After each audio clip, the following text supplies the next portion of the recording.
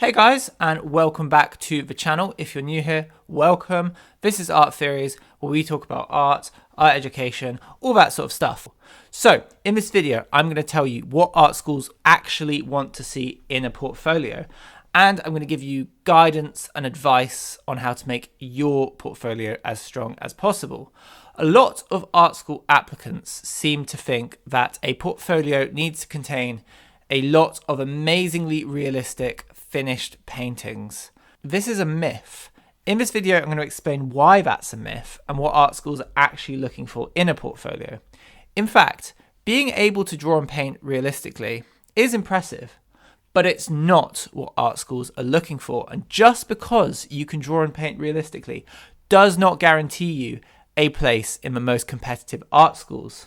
And that's because the most competitive art schools want to see that you're able to develop an idea, that you're able to experiment, that you are interested in contemporary and new ideas, and that you have an understanding and an appreciation for more conceptual styles of art. University of the Arts London has a great page on their website where they tell you exactly what they want to see in a portfolio. UAL is a very competitive university, so any advice they're giving is worth listening to. Let's check out what they have to say. What is a portfolio?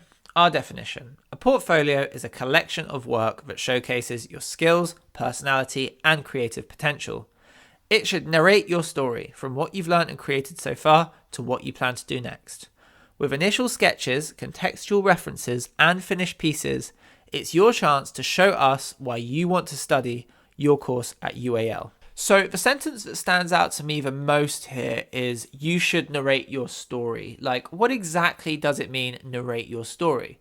Well, this will differ from person to person, but it means taking the viewer or the interviewer on a journey through a project from the start to the finish. You're showing them every step of the way and your thought process and how it's changed throughout the course of your project.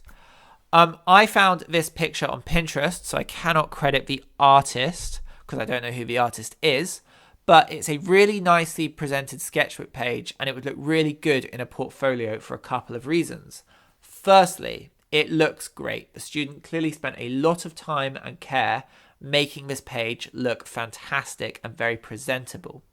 But also, it introduces a topic, the topic of signs. So it's kind of like the beginning of the story. It's got the introduction, it's got some nice paintings around it, and it's got a diagram explaining the artist's thoughts and all the different ideas that they're having that are attached to this new topic of signs. Not only is it starting the story, but it's giving you a clue of the artist's thought process, where they're thinking of taking it, and that's why I think this would be a really good piece to include in a portfolio. But I just want to make it clear that you should only include sketchbook pages in your portfolio when they look really nice, when you've taken time and care to make them look as good as you possibly can, and when they're jam-packed with really interesting and useful insights into your creative process, and when they're relevant to a bigger project that you're doing.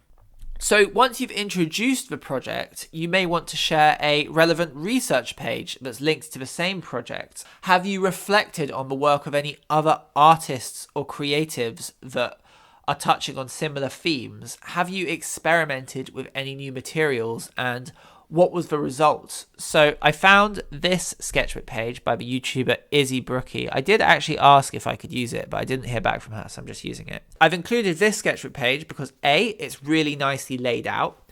B, it has arrows explaining her thoughts and intentions, and she's written about the artist to inspire her.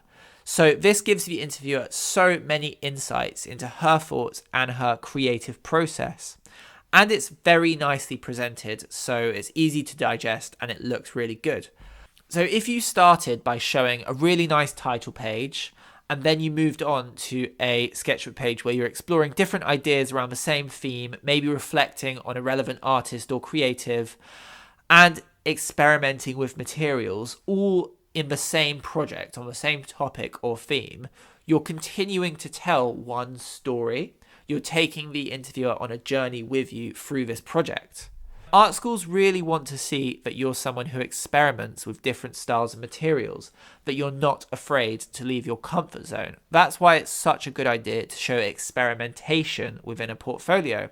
So if you have experimented with any different materials or ways of working during that project, I would highly recommend you include it as well. Here's a really nice sketchbook page I found by Anya Jane McGee. I think it was from Tumblr. She's included loads of different fabric and paper experiments all in one page, once again displayed really nicely with annotations. And interviewers would love to see something like this because it shows you've got lateral thinking, that you're trying things in all different materials and styles, and that you're exploring, you're not sticking to your comfort zone. If you can do all of that stuff, this story that you're narrating is looking really, really good. If you're thinking, are you allowed to show sketchbook pages in your portfolio? The answer is yes, you absolutely are. The sketchbook is where ideas are born and developed. So obviously, any arts course is going to want to see what your sketchbook looks like. At the top of the UAL portfolio advice webpage that we've been reading, there is even a picture of a sketchbook. So they're even pointing out that the sketchbook is very fundamental to your portfolio. And obviously only show your best sketchbook pages, which are relevant and really nicely presented. But yes, you cannot tell a story unless you show the workings out which take place in a portfolio. So now we've set the scene, we've introduced the project, and we've shown that we're thinking deeply around the subject, we're learning about other artists, we're experimenting, we're building out an idea. Before showing the final piece, I'd recommend building up to it with some preliminary sketches that kind of lay out your idea for what the final piece is going to be. So the pop artist Klaus Oldenburg is quite famous for this. Before he would make his really big metal sculptures, he'd do these lovely sketchbook drawings of what he anticipated they would look like. And your interviewer would love to see something like this. If you were like, this is what I was hoping the final piece would look like, here's my sketch of it, or here's my collage of it, or whatever. And then finally, after you've shown them your starting point, your contextual references, your experimentation, and maybe even a preliminary sketch of your final piece, you finally show them the final piece that you've made. And this doesn't have to be a painting. It could be in any material. It could be a photograph, a collage. If you have the ability to make a film, it could be a film. It could be an installation. It could be a painting. It could be a drawing. It could be absolutely anything. Because if you've taken the interviewer on this journey with you through the portfolio and you've shown them every step of the way, you don't need the final piece to be hyper realistic to impress them. You've already impressed them by showing them your critical thinking skills, your ability to develop an idea, and your understanding of contemporary art and your contextualizing abilities. A portfolio like this, which tells a story and shows all these skill sets, is so much stronger than an applicant who just presents finished artworks with no idea development and no contextual references and no experimentation. And look, UAL even say it here. They want to see initial sketches, contextual references, and finished pieces. Think of it like this. If you're in a maths exam and you just write down the answer, but you don't show the examiner your workings out, you don't get all the marks. This is because the examiner wants to see how you know the answer. How did you work it out? What was the journey that you took to get to the answer? Art is the same. We need to see the journey and the finished result. Anyway, let's read these UAL top tips. Tip number 1, show your range. This means show them more than just the thing that you're already good at doing. Leave your comfort zone and experiment. I know I'm banging on about the same things here, but so many applicants will just include realistic paintings in their portfolio. And honestly, it's boring, it's unoriginal, and it does not show the examiner or the interviewer what they want to see. So you can be more than that. Experiment. You could make a sculpture. You could do something with textiles. You could make an art installation and show the pictures. If you have the equipment for it, you can make a piece of video art. Even if you don't have access to like fabrics or video art. You could make a collage or do a stencil or paint or draw in different and interesting ways. You could do an abstract painting or draw with charcoal. There's loads of ways to show your versatility and that you're experimenting and constantly pushing yourself out of your comfort zone. And I really recommend you do that. The interviewer will appreciate it. That being said, there are some art schools that do want to know that their applicants can draw in a conventional style. So I would also consider including some more traditional drawings in your portfolio, just to show that you can do the kind of classical drawing thing if you're able to do that. Like they said, show them the whole range. Tip number 2, process over perfection. This is pretty much what I've been saying the whole video. Don't just show them a perfect final piece. Take them on a journey from a starting point to a finished piece. They even suggest showing some unfinished artworks, but be careful which unfinished artworks you show them. I wouldn't show them an abandoned project. I would show them an artwork that maybe you've started but you haven't had time to finish yet, because that way you can talk about what you're going to do next, and that will seem really exciting and interesting. Number 3, create a strong narrative. We've also discussed this. Take the viewer on a journey through the project. What they mean by with an impactful beginning and end is put a strong work at the beginning and a strong work at the end, so that you kind of wow them at the start and wow them at the end. And that way you are more likely to leave a good lasting impression on the interviewer. Tip 4, be decisive. If you can't explain a particular piece, don't include it. Don't just add things in because you think they look good or pretty. They need to be relevant and they need to have a concept. Tip number 5, explain your vision. Include labels to guide us through your creative process and vision. This is a really good idea. If I were you, I'd print out labels rather than handwrite them. I'd maybe create little boxes in which you could write the title of the artwork, the size, and the medium. Normally, you'll go through your portfolio with an interviewer, so you can verbally explain your concepts with them. But you could also try to summarize the concepts in a little box in a label if you keep it concise. So I'd print them off and blue tack them either into the corner of your artwork or below the artwork. And if you can print them onto card, do that. That's even better. Make sure you choose a nice font. Tip number 6, take control. Show us what you want us to see, not what you think we want to see. Your personality, individuality, and passion are your most powerful tools. They're trying to find out who you are, so don't be afraid to show them what makes you you. There's no point trying to copy anyone else's styles or anyone else's portfolio. Show them what you care about and don't be afraid to be different. Your portfolio does not need to look like anyone else's. So I'm just going to add a few more tips onto the end here. The size of your portfolio may depend on the course you're applying for. So some courses might want to see 20 images. Some courses may want to see 10 or 15. So do some research and find out how many artworks the courses you're applying for want to see in a portfolio.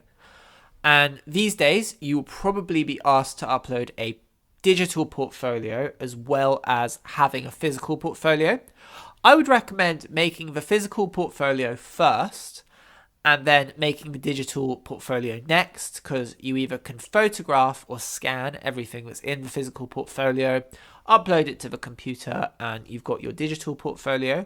Make sure you take good quality photographs with nice lighting, high resolution, and good sort of straight on angles when you're photographing artworks. And courses have different ways in which they want to see your digital portfolio. They probably have some sort of online portal where you need to upload it. So just stay really on top of that. Make sure you know when you need to upload your digital portfolio and how many images they want. And make them look as good as possible. That it all goes without saying. I'm just saying it.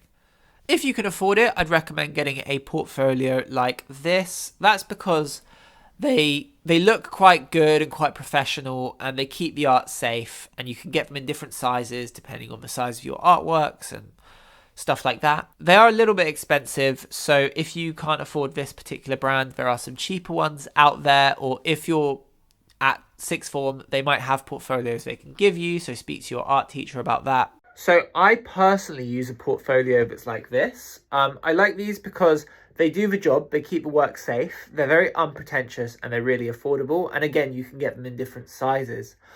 The only trouble is that they don't have like a divider system that helps a viewer to flick through the portfolio in these kinds of portfolios.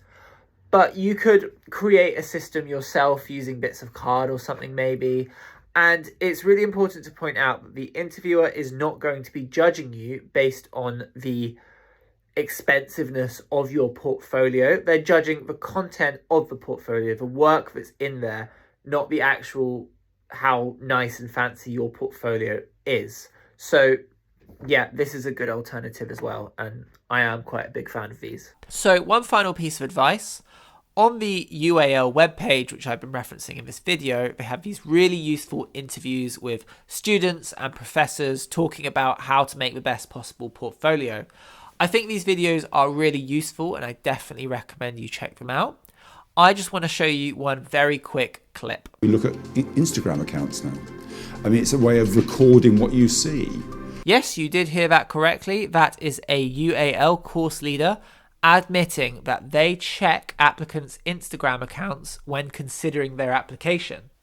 So, if you have any pictures on your Instagram that don't portray you in the best possible light, get rid of them or go private. But on the other hand, if you have a really nice arty Instagram account that makes you look really cool and interesting and creative, you could just leave it there. I mean, Instagram, it kind of is an online portfolio. So if you treat it as such, that could be really helpful. But if you have the wrong sort of things on there, it would jeopardize your chances of getting in. So I just want you to be aware of that.